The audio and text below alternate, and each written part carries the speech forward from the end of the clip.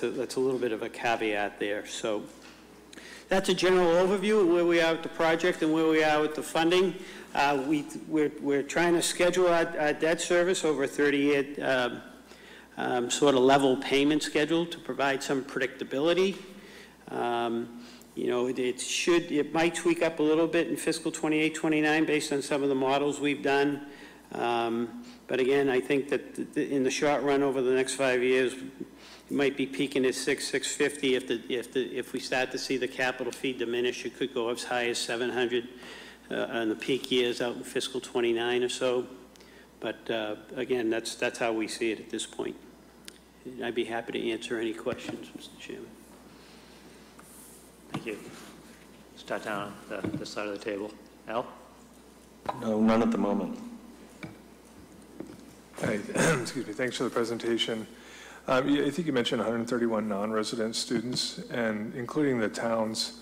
I think there were 16 member towns originally, and I forget the number that were non-residents prior to that, but how has that number trended, I guess, in aggregate? How many students are from non-member towns if we look at 11, or how many is it now historically?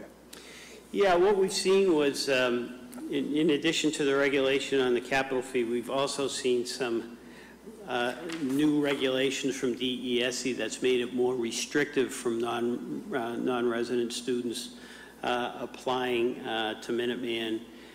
Because if a student lives in a community that's a member of a regional vocational school, that student is required to attend that regional vocational school whether or not that student really wants to go to that school. Mm-hmm. There may not be a program at that school that Minuteman has that in the past the student could apply and go to Minuteman. Mm-hmm. But whether there's that program or not, the student's required to go as a freshman to go that first year. It's called the exploratory program. And typically when freshmen go to their high school their first year, they're not inclined to leave. So we've seen some restrictions. But to get to the larger question, I think we've seen a significant increase in overall enrollment this year. We have about 612 students that we expect to arrive on Tuesday. The building was built for a capacity of 628. So I think we've seen a substantial increase in what we're in enrollment this year, and of that group, about 165 are non-resident students. And then this 41% that's based on the Chapter 70 combined effort, is that essentially just for the member towns more or less a flat number? It's not enrollment based. There's probably shouldn't be any variability in it. I mean, just based on the funding formula, it's except for that.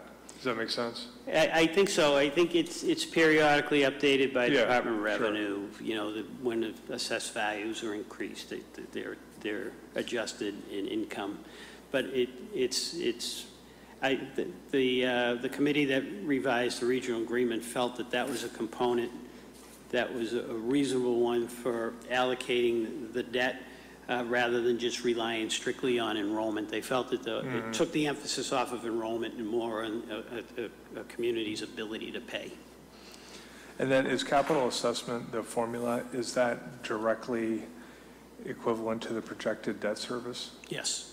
They're the same numbers. And is there any reason that wouldn't be true? Well, certainly the assessment formula has, the variables that were listed in there, such as enrollment. Yeah. So that's a tough number to pick. That's a tough number to project. So what the projection represents is the assumption that of our total debt service, based upon the three elements that the capital assessment is calculated on.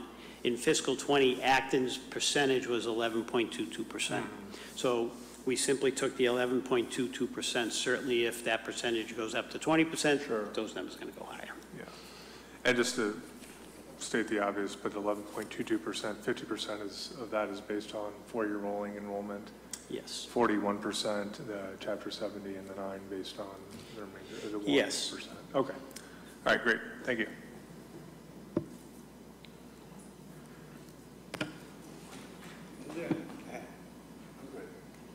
What's the enrollment from Acton currently? 36 students, and over the last number of years, it's been pretty much low to the mid-30s, 32 to 36. So why then why is the capital fee for non-member towns 2/3 of what it's costing Acton as a member town to do this? Are you basing it off of which calculation? $348,688 for our current projected debt, divided by our number of students, comes to $9,700, which is significantly higher than if we had left the district. Why is this not being at least equal to, if not punitive, to the towns that left the district? This is not acceptable. Because what Minuteman requested DESE allow us to do is for those students that were enrolled in Minuteman that would be attending the new school, we wanted to be able to charge the fee before we got into the school. However, DESE would not allow us to do that. So the assessment you have is based on zero collection of capital fees because we couldn't collect them because we didn't occupy the school. This year is the first year that we're going to be collecting the capital fee, and that'll be applied against next year's debt service. Why is the capital fee not equal to a single student from in-district? Because DESE, it's initially based on that, but then DESE gave a discount based upon if a town was already participating in a regional school district that offered 5 or more programs. So it didn't come out to the straight per pupil cost, but it did offset. It's better than what we had, which was nothing. Okay. This 41% based on Chapter 70 combined effort, does that change if another town joins the district? Yes. So that gets recalculated and those rules are already laid out? Yes. And then the last question I have is, can you give me, as we're looking at building a twin school in the Acton-Boxborough Regional School District, why, can you just give me some thoughts on the background of why you went with the level payment schedule versus a level principal? Yes, we felt as though that the level payment schedule would provide some level of stability and predictability for our member towns. As I mentioned when reviewing the formula, some of the variables that need to be taken into consideration.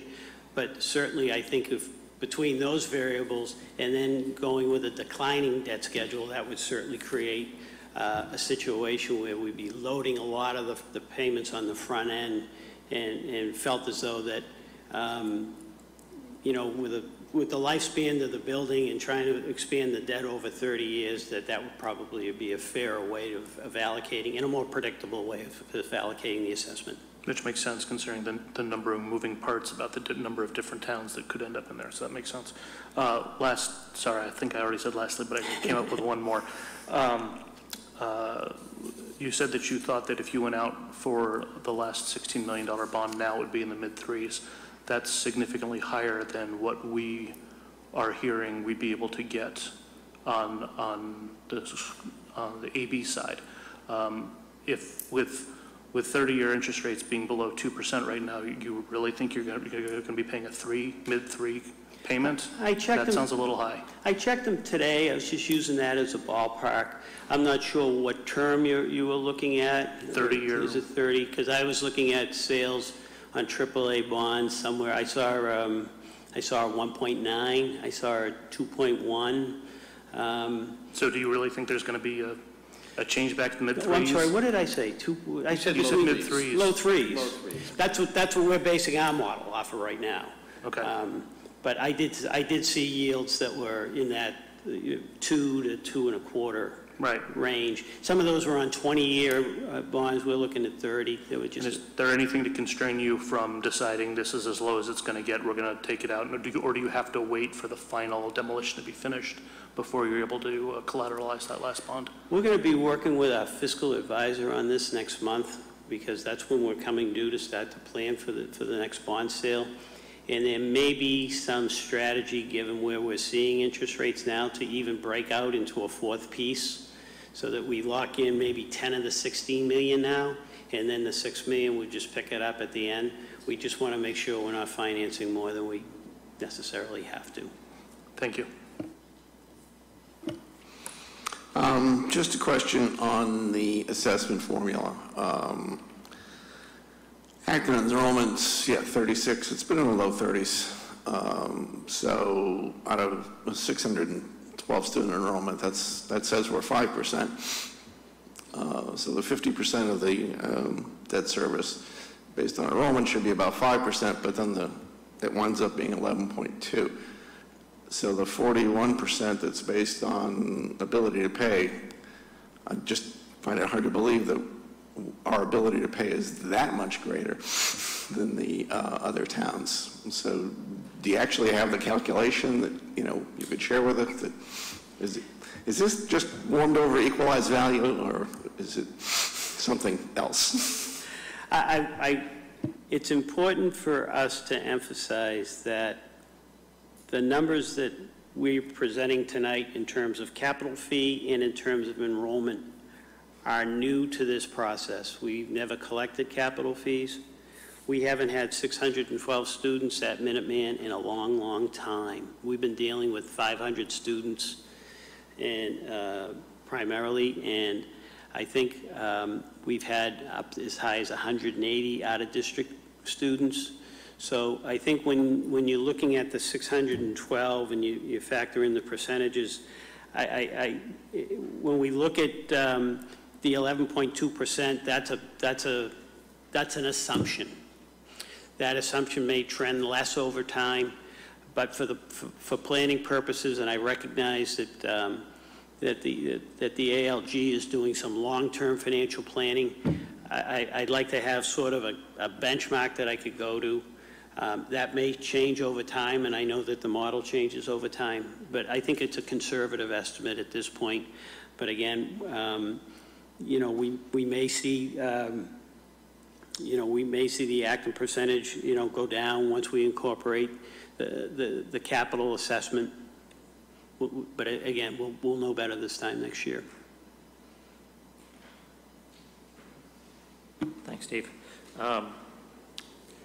Does non-member students pay a higher tuition rate than members? No, they pay a state-determined rate. It's about $19,000 per student. That's based upon a statewide formula, so we really don't have a lot of control over that. They also pay, in addition to the tuition and the capital fee, Minuteman charges a special education fee for students that receive special education services. That's another $6,000. And then depending on where the student's coming from, the sending town has to pay transportation, which can be rather substantial. So I think that in some cases, when you have a student having special ed services and transportation costs, it's not quite to the per pupil cost of a Minuteman student, but it's starting to move in that direction. Okay, thank you. Any other questions? Mike? Yeah, I think that, currently it's 9-member town now, but I think it's my understanding that several towns are interested in joining the regional association, such as maybe Watertown, maybe Cambridge, and Belmont, who was out, wants to get back in. I think one of the issues with why we only have 9-member towns instead of 16, because many towns did not believe we could reach those, justify those population totals, or they just thought they were unreasonable, and yet on day one, we met our target. And I think the backlog is going to be big. that school is going to be a big attraction to students, and once the word really gets out and they see, you know, what's there and what's being offered, I wouldn't be surprised if we have to start planning an expansion. Sorry, just to combine three of the last questions, though, on the capital fee side, and maybe I think what Jason, Steve, and Roland were asking is if a member town is not, if a town is not a member now, and the capital fee is this much lower, why would anyone ever join? I guess, and I understand what you're saying about the DESI part of it, and there's other payments that are coming to the school, so on and so forth, but strictly from a should we join or not join, is there any economic interest in them doing that? Yes, we've, in some of the cases that Mike was alluding to, we have done that analysis. And when you look at some of those factors, the delta isn't that substantial. But I think one of the driving issues that some of the towns are considering is capacity. Because in our admissions policy, the out-of-district students need to wait until the in-district applications are considered. And to the extent that those slots are taken, they may not have an opportunity to enroll. So not only is the cost differential becoming marginal, but also the room in the school, which is Mike was just talking about. We're nearly, the school was built for 628 students, and we have 612 students coming next week. So that was never, capacity was never a problem at Minuteman. Out-of-district students could routinely come. I don't think it's going to be that way moving forward. So some towns are giving some serious consideration to either staying in the district or joining the district. But the analysis you've done for these towns is that being a non-member versus being a member as far as debt service goes is equivalent? As far as debt service goes, again, the initial proposal on the capital fee was to make sure that there was no difference between member towns and non-member towns. However, Department of Elementary and Secondary Education got involved, felt as though it wasn't appropriate to charge towns that already offer vocational programs and are already paying assessments to that vocational school to then have to pick up a full student load to send them to another vocational school. So there is a differential there, but again, it's based off of the per pupil cost. So the discount is basically based upon those towns that already provide vocational programming. And then one last question is, if we're at 612 now and hypothetically fiscal 21 comes around and there's 650 interested, how does that work with the non-residents? I mean, is there like a group of member towns that have 50 new students, or let's say 100 new students, and non-member towns that have 100, and the member towns, all 100 go in, and then, hey, if there's 2 slots left over, or 25 or 100, the non-member towns would get access to those? Member towns have priority to those slots. And then would this fee, I guess there's no adjustment if it's set by DESI, but if we're really over capacity, is there any adjusting up for that fee to? No, the fee's pretty straightforward. It's driven based upon debt service divided. No, not the member towns, the non-member towns. That's what I'm referring to. It's based on the total debt service for the year. We calculate the per pupil formula, gotcha. And then we provide the discount to those towns that provide 5 or more programs. Okay, thank you. One last question. So the towns that opted to leave the district and they voted to get out, and now they say, I want to come back in. Do we have to let them back in? Can the other members say, you got out, too bad? They would go through the same process any town would to go in. They'd have to go to their town meeting and get a vote to express their interest. And then it would have to go to every member town meeting to accept the new town to amend the regional agreement. So they would still have to go through any process, the same process that they would for any new town to come back in, because right now they're considered non-members.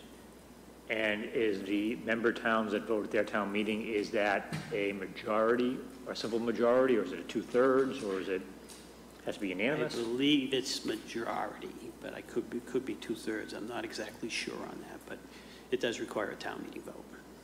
Thank you. Any further questions? Yeah, I'm not nearly as familiar as my colleagues here with this sort of thing, but as far as member towns' contract terms, so let's just say, I'm not saying that anyone wants to do this, but you've got 9 member towns. Let's say 3 of them want to leave. How long do they need to give notice? What happens to this formula? Do they have to still bear some of the burden of the debt service? Let's say in 5 years, 3 towns decide to leave. What happens to the remaining debt service to the remaining towns? The answer to your first question on notice is they have to give us 3-year notice, I believe it is. That's what Belmont's going through their 3-year notification process now. As far as the debt service, that stays with them.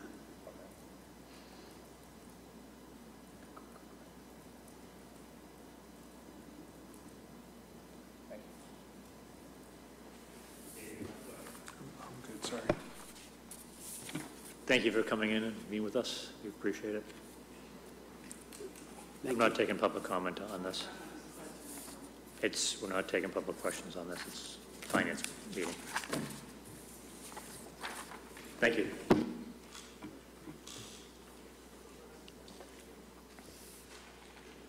Mr. Russell.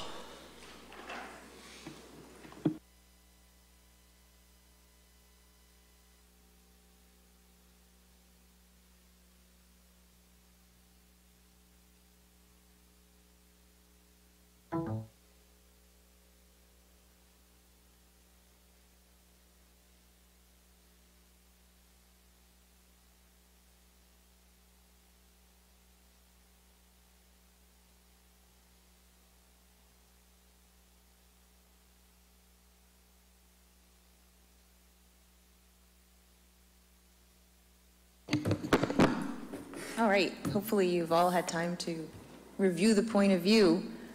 I can go through it slide by slide, but does anybody have, right? Did anybody have any thoughts on any specific slide? The only thing I wanted is, it's nitpicky, but on the slide where we compare ourselves between the town, the county, and the state, I'd like you to switch there in that one. Put town on top, put county on top, put state on top. Just switch those. Acton town. No. 3 years, you finally want, all right. I can be shouted down, but it makes more sense to me with the category on top and the entity below. I concur. I will change that. Or maybe in parentheses. I think that's, you won't put family income where Acton town. Honestly, it could just say Acton, Middlesex County, and Massachusetts. That's fine too. Okay.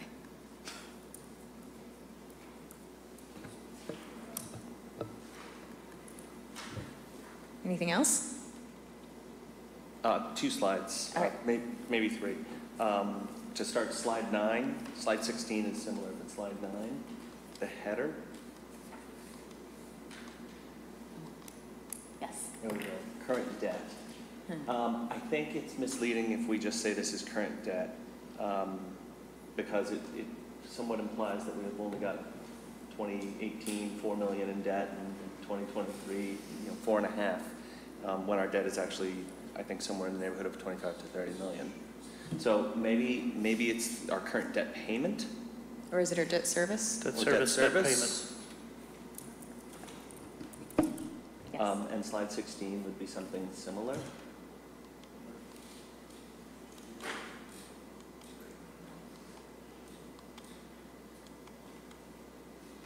Effect on debt service? Mm-hmm. Okay. Bless you. Oh. And then lastly, on slide 35, Give me a second.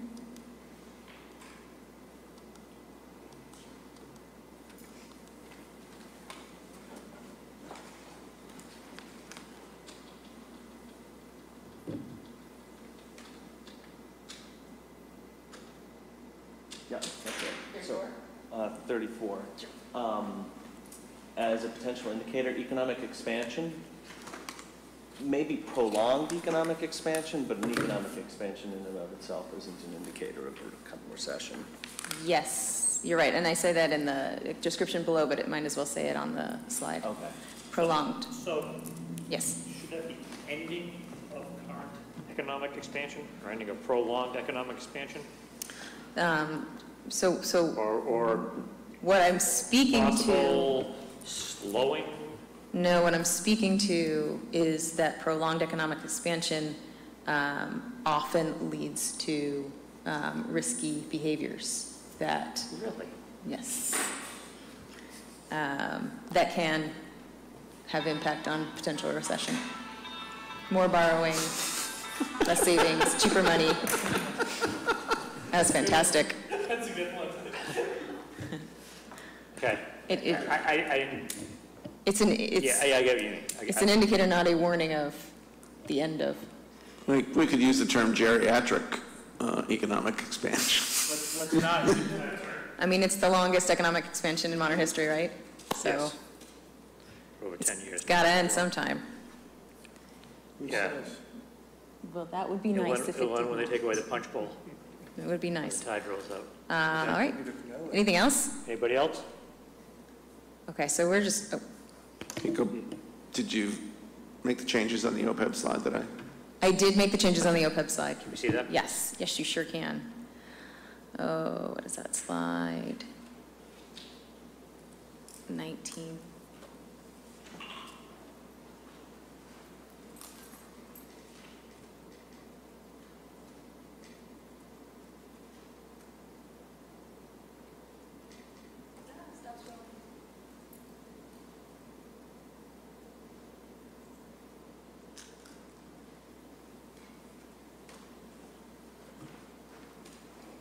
I'm sorry, I'll make it big again.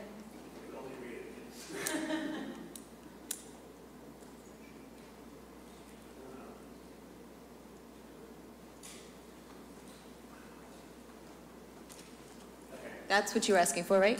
Okay.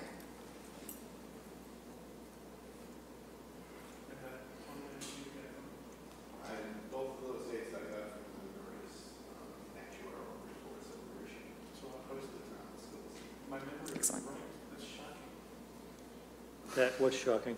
That I remembered that it was 2092. I don't suppose we have certified reserve numbers.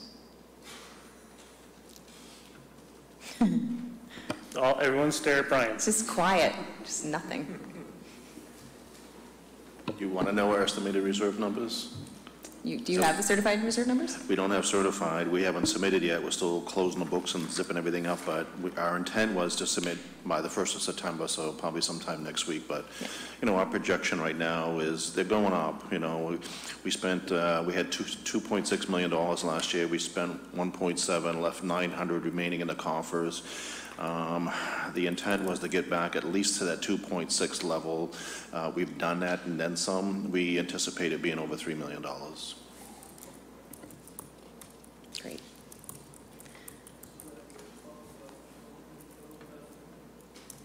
Brian, how long does it take the state to certify that once that? You know, they have a pretty good turnaround. I'm guessing, you know, 2-3 weeks at the max. So you'll have an update for us by October? This probably the second meeting in September. Okay. We might have something for you. Yeah. Perfect, thank you.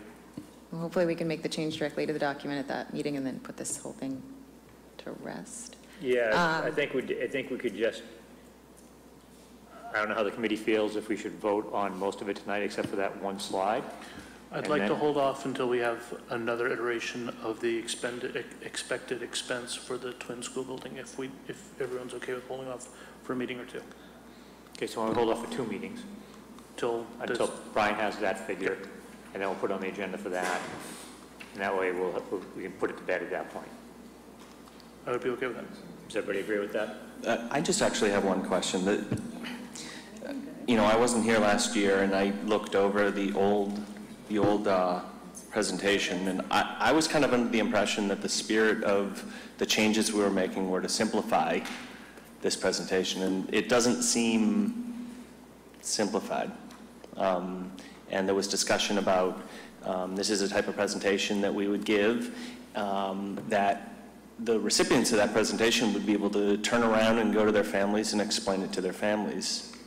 And I look at this presentation, and I'm not saying that most people wouldn't understand it if presented to them, but I'm not entirely sure they'd be able to turn around and explain it to their families. So have we actually accomplished what we're trying to accomplish with this? So there are 6 slides in the middle of this presentation that'll go away after the special town meeting, in the sense that we will have voted and approved this, so we won't pull them, but we also won't present to them anymore.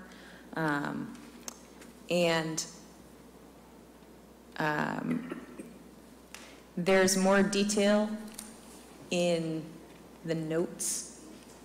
Most certainly, I have no But- problem with the presentation. I'm just, Yeah. it's more the spirit of what was discussed before. I'm just questioning whether or not we've accomplished that. Or is this what we want to go with? Mr. Chairman, there's a couple of audiences for this presentation. The first audience is the Board of Selectmen and the school committee, and I fully expect they should be able to absorb it and understand it. Secondly, then we talk to anybody that'll listen, PTSOs, the Rotary Club, the seniors, the Chinese school, and I don't know whether other people do this, but based on the amount of time they tell me I have, I pare the deck down to what I think I can effectively communicate to that audience.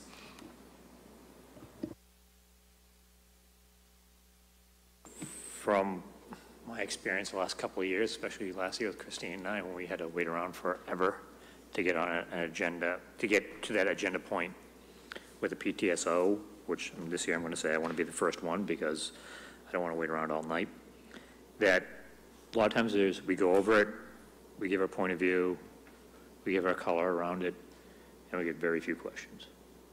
Sometimes you do get questions that are really good. I went to one time the junior high school joint with Jeff 2 years ago, and they asked more questions and more about how taxes and things like that.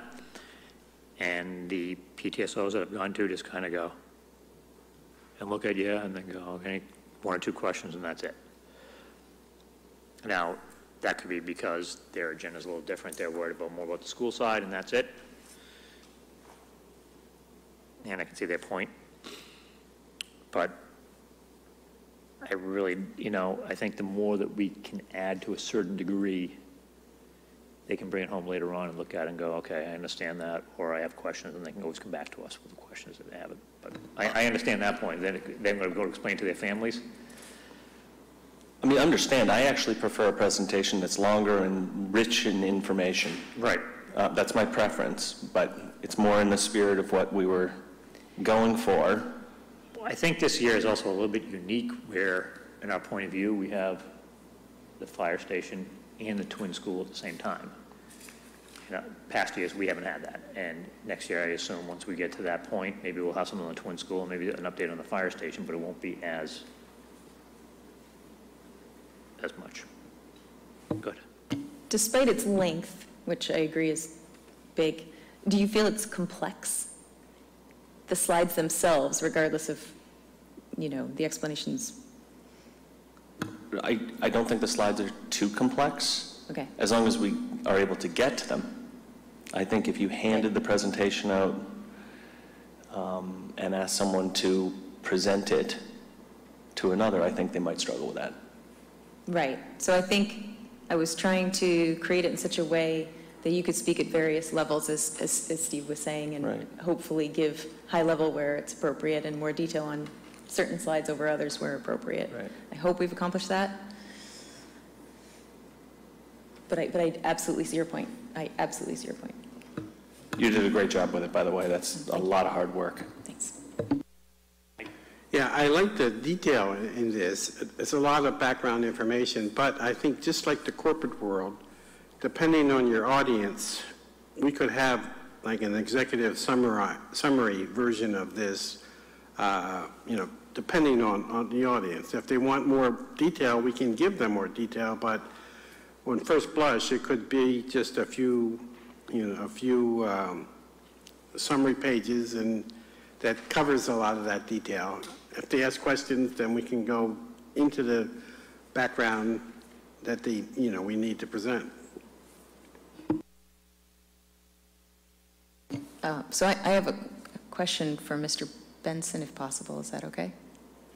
John, do you know if they're still planning to have the Minuteman vote at the December meeting? That will be under discussion. That we have not taken it up formally at a meeting yet, but I believe we will. Okay, so you'll know sooner rather than later? Oh, absolutely. Okay, great, thank you. Thanks, John. All right, so we'll discuss this in our second September meeting.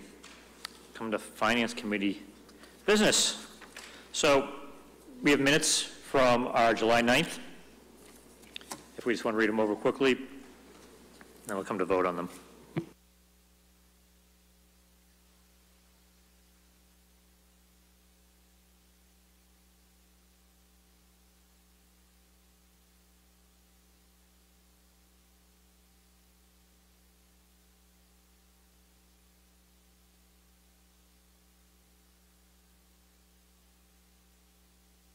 I have it moved and seconded that we approve the meeting minutes of July 9th. All those in favor? Aye. Opposed? Abstained? It passes.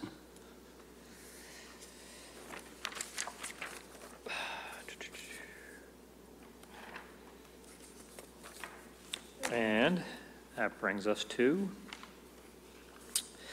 liaison reports. Al? The select board hasn't met since our last meeting, so no update there. With respect to the North Acton Fire Station, I spoke with John Mangiarati earlier today. As he mentioned in his presentation, there was going to be some estimate work being done on the cost. The cost estimator and the owner project manager have done their work, and they're in the process of getting together to reconcile with one another. I actually think they're meeting this Thursday. He is going to be, the town manager is going to be requesting to meet on the 10th with the Finance Committee. That should be our next meeting, to give a full comprehensive front-to-back cost presentation, including everything, the construction costs, the soft costs, including furniture, everything. For the fire station? For the North Acton Fire Station. I didn't have him down for that. No, he mentioned he's going to reach out. Okay. And request time. For August, for the, for the September 10th meeting? For the September 10th meeting. As far as construction costs go, we should expect that they're going to be a little bit higher, although I don't have any formal numbers, and that reconciliation has not been done, has not been completed yet. But construction costs do continue to go up. It's a very busy construction environment, and we have a strong economy, so that's not too surprising. But we'll get more details on that on the 10th. As far as debt strategy goes, he mentioned he's leaning towards level payment over 30 years, but that's still very open for discussion and recommendation by the Finance Committee. For the fire station? Yeah. Thank you. Dave? Yeah, just a very brief update on the sewer committee. David Martin, John, the town manager, and Paul Campbell, the town engineer, have graciously agreed to present the project to the Finance Committee on October 8th. Right. I think we had discussed that. We did.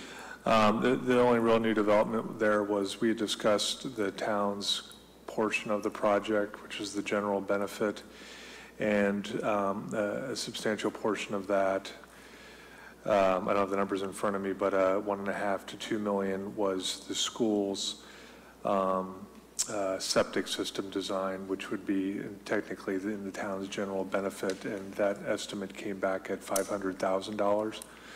For For the school, the twin septic? schools septic. So the idea being that the town's general benefit would theoretically decline by the same amount. So that's in some ways positive because the town will bear less of a burden, but in some ways a negative because the residents would essentially pick up the cost. But you know, short of me providing a more comprehensive report on it, I think it'd be best just to defer questions to when all the key players are here. I would prefer that. Ms. Russell? On that note, it'll be difficult to make a recommendation on our feelings about the sewer project before October 8th, as far as the point of view is concerned. Yes, so we may have to do a little tweaking here, but. Yeah, we could just fill out the numbers or in sort of to be edited later form. Okay.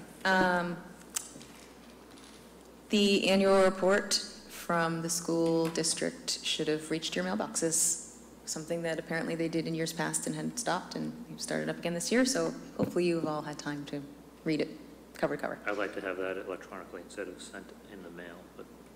I can make that And recommendation. going through the printing costs and the mailing costs of that. I think you miss a lot of eyeballs. I completely agree from a environmental point of view. Right. But I don't think you can get away from doing both. We don't have necessarily all tech-savvy people. I understand that. Okay. If you had any thoughts of attending a school committee meeting after October 1st, they are going to be permanently moved to the auditorium in the admin building. So you will no longer find them in the junior high library. There are updates being done to that building to accommodate them. When is that thing effect? After October 1st. Christine? Yes. There's an auditorium in the admin building? That's what they're calling it. I believe it's the sunken room. Used to be Danny's It place used at to be one Danny's point. place? Cafeteria. Sure. They called it the auditorium. That's what I wrote down. They put money into that building at any level? That thing needs to be bulldozed. They have, I did not write down where they got the funding, but they got funding from a different source, not. Yeah, because not it their wasn't own. on the SIP plan, that's for darn Right, sure. right. They put Oh, money into that- ActonTV. ActonTV is making changes to that space for them. Why are they putting any money into that building at all? Well, they still gotta Because keep it's there. keeping the air conditioning going, but, It's there. and we don't have the money to build a new admin building.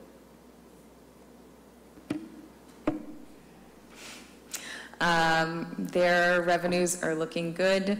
Once again, they are expecting to be close to $4 million in reserve dollars.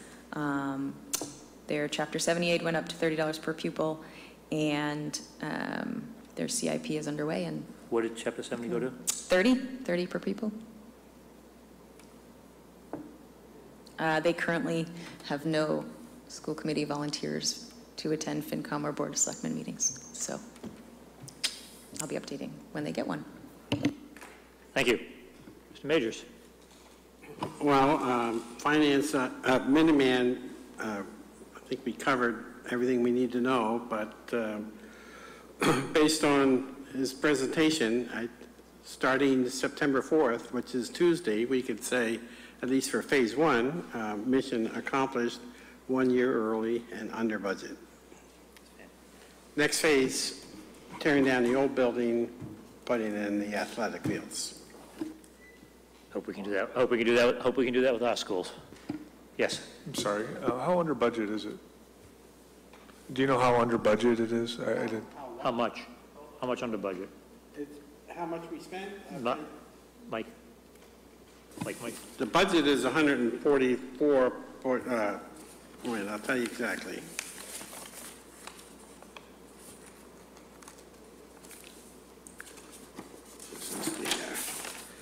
The budget is $144,922,480. We committed as of, I think last Monday, 96.8% of that.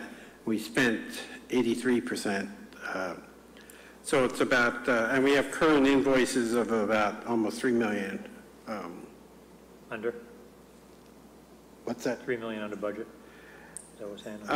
Yeah, it's about, well, I think because of the contingencies and things like that, they have to do the final accounting, but I know there's also some savings because of the, 12 months of the construction schedule that they were cut off, and I think they were built into contingencies. I think they have to do the final accounting with the building permit process because they budgeted like $1 million for dealing with the town of Lincoln, which there were some savings there and so on. But I think we have to come up with a final accounting. Don't